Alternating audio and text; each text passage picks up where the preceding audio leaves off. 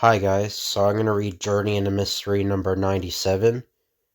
So this story, the second story in this is the origin of Asgard, like how it was formed in that.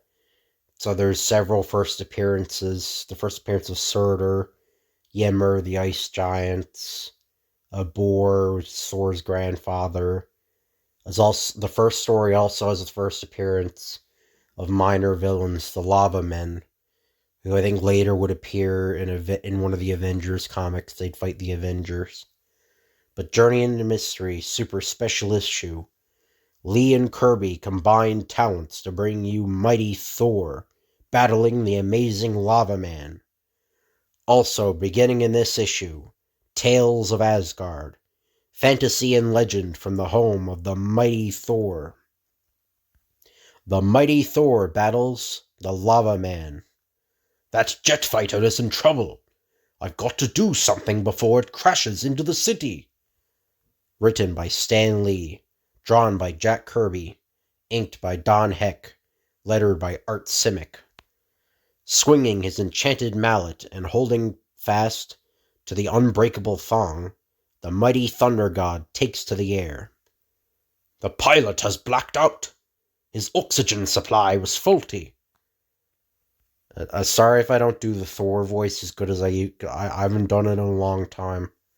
So it might take me a while to get used to it, but no matter how ingenious mortals are, there is always a chance of human error. But so it is with all of life. Even we gods of Asgard are not truly perfect. There! I freed him in time. Now to set up an irresistible wind current, to blow the plane safely out to sea. Thor, you saved the pilot and prevented the plane from crashing into the city. Quickly! He needs medical attention. We'll take over from now, Thor. You've done your share. Boy, what a story. Thor saves pilot in midair. I owe my life to you, Thor. How can I ever... Say no more. It is the people who owe much to such as you for guarding our shores. But then the mighty Thor, the powerful, dauntless god of thunder, who fears nothing that lives, nothing that breathes, races from the scene nervously before the onslaught of hero-worshipping reporters and well-wishers. Thor, wait! We want some more pictures of you in action. Hold it! How about an interview? Come back! No, don't come close in on me. I can't be surrounded. I must have room to move. We're too late. He's taken to the air again. Seconds later, atop the Midtown building, which houses the medical offices of Dr. Don Blake, physician. I always fear too much publicity. Too many people getting close to me. For there is always the chance that one may accidentally stumble upon the secret of my human identity. Then the most awe-inspiring figure in all the world stamps his legendary mallet once upon the rooftop beneath his feet, and, where the mighty Thor had knelt but a second before, the slim, lame figure of Dr. Don Blake now rises in his place. So far, so good. Now to go downstairs, walk around the block, and enter my office normally, so as to arouse no suspicion. And as the lame doctor slowly circles the block, he is lost so deeply in thought that he is oblivious to the cries of the corner newsboy. Extra, extra! All about the strange monster in the volcano! Human creature, stock scene of new volcanic eruption. Strange acts of violence. For Dr. Blake has another matter on his mind, one which deals with his lovely nurse, Jane Foster. Hello, Jane. Although it's my day off, I thought I'd come and speak to you. I can't put it off any longer. I've got to tell her how I feel about her. Even a thunder god has feelings, emotions.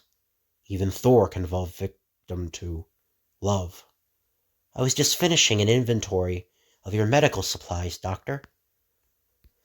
Now, what is it you wanted to say to me? And yet I don't dare tell her my true feelings. If by some wonderful miracle she should agree to marry me, I would have to reveal that Thor and I are one and the same. And that secret is not mine to divulge, not without the permission of Odin, my father, Lord of the gods of Asgard. Come to think of it, Jane, perhaps this is not the right time. I think I know what it is you're trying to say, Doctor. You wanted to say it to me for months. I can feel it. But why don't you? Oh, Jane, my darling, if only I could. But just give me just one more day. There is one thing I must do first, and then... Yes, Doctor, I know. There is always just one more thing. Well, a girl can't wait forever, Don Blake. Not for a man who hasn't enough gumption to speak his own mind. Good night, Doctor.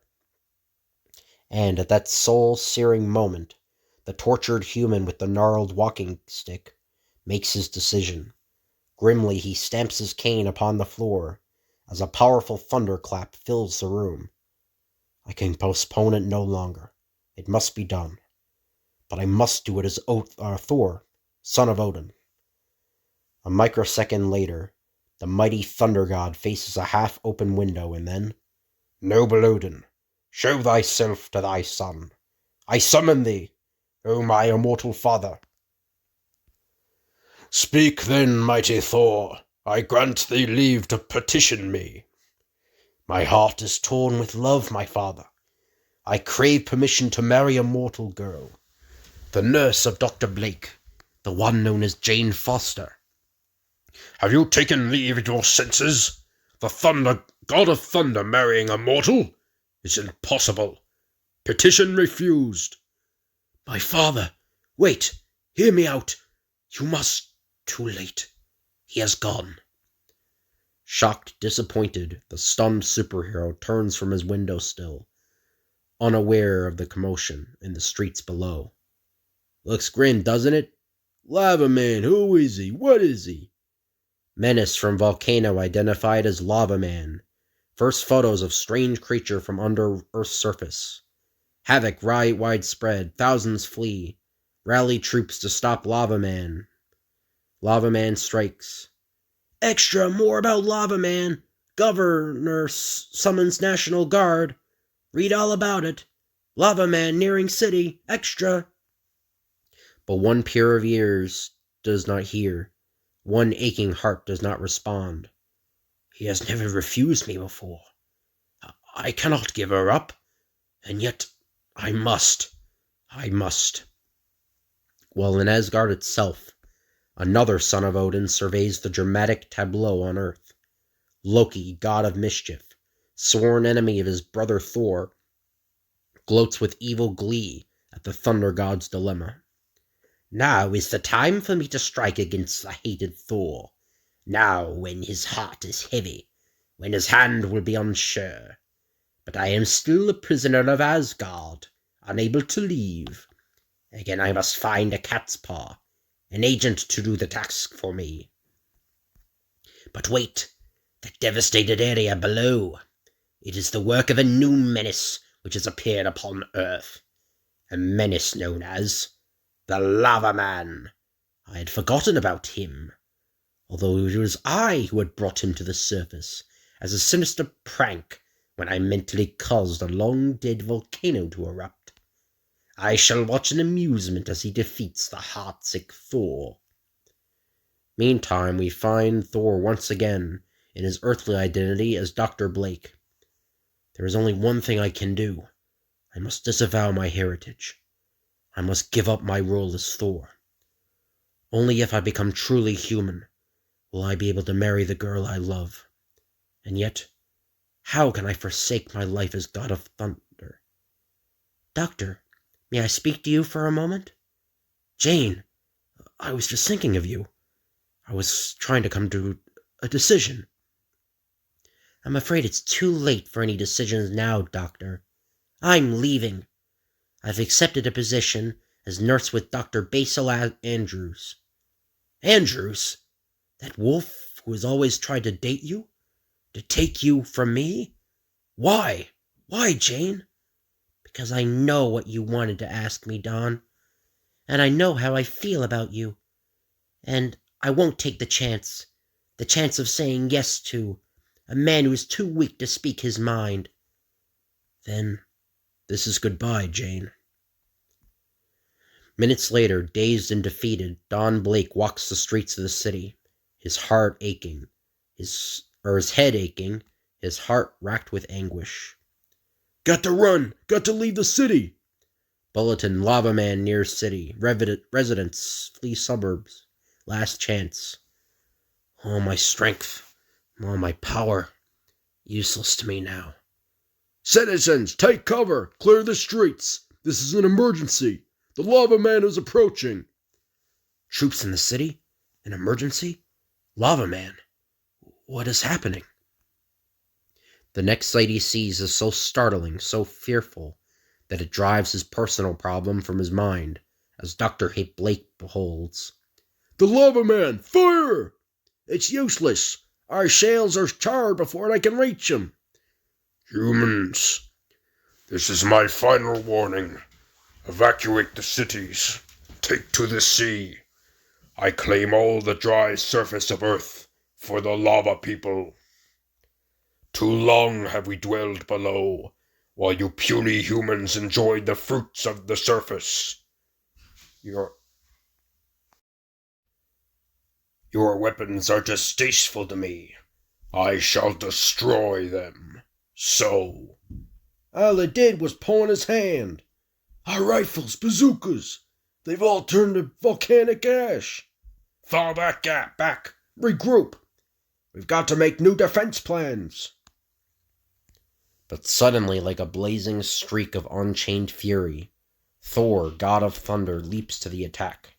Back, you demon from the nameless depths. The surface belongs to mankind, and Thor is their protector. Your words are as futile as your deeds, costumed one. The day of the humans is over. Do not prolong their agony. This is what I needed.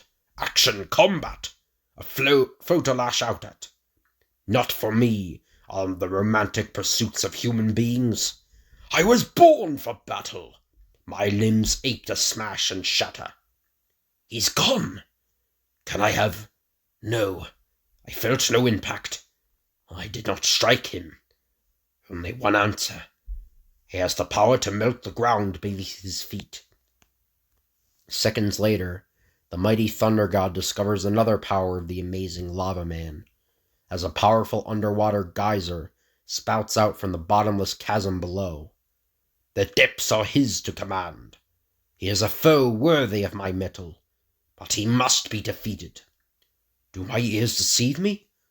Or do I seem to hear laughter? Sinister chortles ringing down from above. You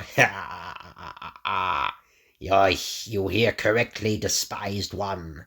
Loki is watching, and I applaud the fact that you have at last met your match. Not yet, god of evil. The final blow is yet to be struck. The final note yet to be sounded. The city has been evacuated. All that remain are the lava man and me. But before darkness falls, one of us shall remain no more. Look, well, evil Loki. See how the thunder god fights when humanity is in peril? Fly, my enchanted mallet. Seek out my enemy. Let your irresistible force flush him out into the open, where he can feel the full fury of the wrath of Thor. The costumed one's weapon. I must not let it strike me. Return to your master, my Uru hammer. You have done your work well. Your flight is useless, inhuman one. There is no place on earth where you can be safe from the power of the thunder god. Bah! No mere surface dweller can defeat me. Observe, helpless Thor. Note how his power is almost limitless. See how he hurls a mass of quick, clinging lava at you. Let him hurl what he will, Loki. I welcome his attack, for my heart longs for battle. You fight for your cause, mighty one, but I fight for mine. My people have earned the right to claim Earth's surface for their own.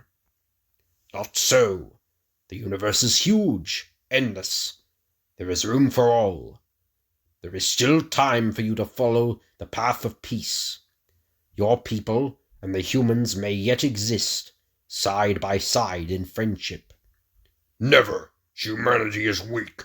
It cannot defend itself. It has no place on Earth. Only the strong shall survive, just as I am strong, and you are defeated. You had your chance, Lava Man. Now you can expect no mercy, and if Loki still gloats above, he is doomed to bitter disappointment. Silence! I now dispose of you as easily as I shall destroy all of humanity. Nothing can free itself from that thick coat of lava. Now that I have stilled his empty words, I can turn to the task at hand. I must lead my people to the surface, so that we may take possession of all the earth. For years men have acclaimed my might. Now, as never before, must it prove itself. Even as I lie here, I can flex my muscles until they become almost rock hard. Now, by marshalling all my strength, by making one supreme effort, I can feel my body throb, my sinews strain. The moment is at hand, the one fateful surge of energy. At that incredible instant, if any human eyes could have witnessed the sight, they would have seen the body of Thor actually glowing, as though charged with unimaginable force, as he shattered the crushing mass which surrounded him. I'm free! No, it is impossible! Nothing human could have escaped my lava trap. This is no human you face, Lava Man. This is Thor, god of thunder, son of Odin, lord of Asgard. Call yourself what you will. I shall still crush you into nothingness. Even your flying hammer cannot stop me from turning into a tower of lava, which nothing can shatter. My enchanted hammer can do more than strike. It can create storm, thunder, and whirlwind. A whirlwind strong enough to carry you high into space, to keep you... a whirlwind strong enough to carry you high into space, to keep you helpless as you spin faster than the speed of sound. My hammer must return within 60 seconds, but I shall join you before you can fall. For I have not yet done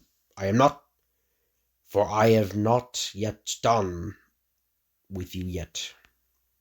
Are you watching, Loki? Do you see how easily Thor is defeated? Are you still gloating, still sneering? No, you are silent now, as I knew you would be, my frustrated foe. As for the Lava Man, he was spawned from that erupting volcano, and he shall return whence he came. Pounding the top of a nearby mountain with his awesome hammer, the mighty Thor causes the entire peak to fall upon the top of the volcano, sealing it and the strange race which dwells within, forever. Thus do I return the Lava Man to his own kind. The earth's surface shall never be violated while Thor endures. Moments later, a dramatic flying figure hurtles back to the heart of the city and the medical office of Dr. Don Blake. Now that the menace of the Lava Man is ended, I must see Jane again. There must be some way I can prevent her from leaving me. But by the time the lame doctor can reach his office... Jane! Dr. Bruce Andrews! What? I'm glad you've come, Don. I was waiting for you. I didn't want to leave without saying goodbye. Jane is going to work for me, Blake. I'm sure you understand. Jane, I know I've had no right to insist, to plead, but it's too late for that now. I've waited, hoping you'd return, hoping you'd finally say what I've longed to hear. But while the city is threatened by the Lava Man, you didn't even care enough to find me. Dr. Andrews drove me to the suburbs. Look after me. A woman wants a man, Dr. Blake, not a timid mouse. And so I'm leaving. Don't worry, Blake. You'll find another nurse. After the two had departed, a bitter figure stares sadly out of the window, thinking thoughts that no human would have ever suspect. That of all those who have walked the earth, Thor is the mightiest, and yet I'm powerless to win the one prize I want more than any other. Is this to be my destiny? Must the Thunder God live out his days alone? Next issue, more super epic adventure, mingled with stark, gripping drama, as Thor makes his most important decision. And now the second story, so Tales of Asgard, so home of the mighty Norse gods. Before man could read or write, he had his legends, and no legends were more thrilling, more colorful, more filled with fantasy and high adventure than the legends of Asgard, home of the gods. Thus, with great pride, we present this new trend-setting series, based upon highlights of Norse mythology, Tales of Asgard, the birthplace of the mighty Thor. Written by Stan Lee, drawn by Jack Kirby, inked by G. Bell, lettered by Art Simic. Heroic legends can only originate from a heroic people, and none were more heroic than the ancient Norsemen, who struggled valiantly against wild beasts and wilder weather. No Norseman could ever relax his vigil. Almost daily the hardy farmers and their womenfolk were forced to take up arms against savage raiders from the mountains. And those who turned to the sea were the most fearless of all. Their courage and daring will live on as long as men tell of valor. For who among us has not thrilled to the tales of the ancient Vikings? Yes, such are the Norsemen, the brave, stout-hearted warriors who chanted the legends of Asgard around their campfires, who created heroes and gods and demons, which still fire the imagination of men. To the Norsemen, their legendary characters were either all good or all bad. All their good gods were called the Aesir, and they fought for ages against the totally evil frost giants. And the place where they dwelled was bounded by the land of fire on the south, and the land of mist on the north. At the world's end sat Surtur, the demon of fire, who waited with his flaming sword for the end of all the world, where he might go forth to destroy gods and men alike. And beneath all lay the magical well of life. It was from this well that all the rivers flowed, rivers which were turned into huge blocks of ice by the cruel northern winds. Finally, after countless centuries, a strange form of life magically appeared. The tons of ice which had been forming above the well of life changed their shape, and turned into Ymir, greatest of all the evil frost giants. Seconds later, another form of life appeared. This was a gigantic magic cow, whose milk provided nourishment for the monstrous Ymir. And for ages Ymir and the magic cow roamed the frozen wastes until one day the magic cow found something stirring in the ice. At first it was unrecognizable, but then slowly, powerfully, a noble head appeared above the ice. And thus the first of the good Aesir came into being. Look well at him. Look well at the one called Buri. For those who follow him shall be gods.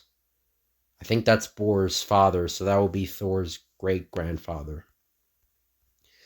Buri grew wise and strong, and one day took him a wife, and then he had a son named Bor. And years later, Bor was married and had 3 sons on his own. But oh, what sons they were! For one was named Odin. Odin, called the All-Father, Odin, greatest of all the Norse gods, Odin, supreme warrior, who slayed the last of the ice giants, thus bringing about the first triumph of good over evil. Odin and his two brothers soon turned their attention to Earth, for there was much about the Earth that was beautiful, much about Earth that they loved, and so they set a ring around the planet, and the magic tree Yggdrasil grew up and spread its branches over Earth, and protected it while awaiting the coming of man. Next issue we shall go back still further to bring you in fascinating detail the battle between Odin and the evil ice giants, the most epic battle of all time. The end. So I hope you guys enjoy this video. If you could like, comment, and subscribe, that'd be appreciated. Thank you all for watching, and I'll see you guys later.